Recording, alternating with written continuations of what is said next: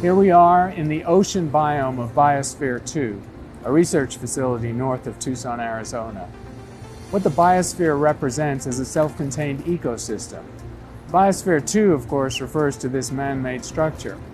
But Biosphere 1 is the Earth itself, which is a self-contained ecosystem hurtling through space.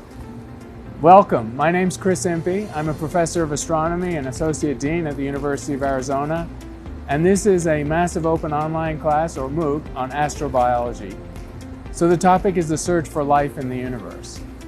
Is this situation you see here with water and rocks and living creatures and life forms, is this unique in the universe, only on this planet? Or can we find these situations elsewhere? Astrobiology is asking one of the biggest questions in science: are we alone in the universe? Not just are we alone as intelligent species, but are we alone as living in a biological world? Evidence is, as you'll see, that there are many, many living planets elsewhere in the galaxy and the universe. Billions, perhaps. Less certain is how many of those planets have life on them, especially intelligent life. Water is essential for life as far as we know it. Biologists don't know exactly how to define life, but they almost always say it needs carbon as a basis for forming complex molecules and water as a medium for complexity and for life to evolve and persist and become more complex.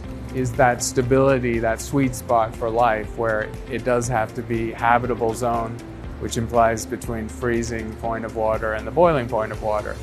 So the Earth represents a sweet spot, water is a sweet spot, and these are lessons, of course, we see at the biosphere as well as on our whole planet. So we'll look at all of these questions, including the extremes of life on this planet and the possibility that life exists even in the solar system, as well as on distant Earth-like worlds. Towards the end, we'll ask the more difficult question of whether intelligent and technological civilizations exist, whether we're alone in the sense of having pen pals, people we can communicate with and convey our situation in the universe, and they do the same to us. Astrobiology is highly interdisciplinary. It's based on astronomy, but it also involves geology, planetary science, and of course biology and chemistry.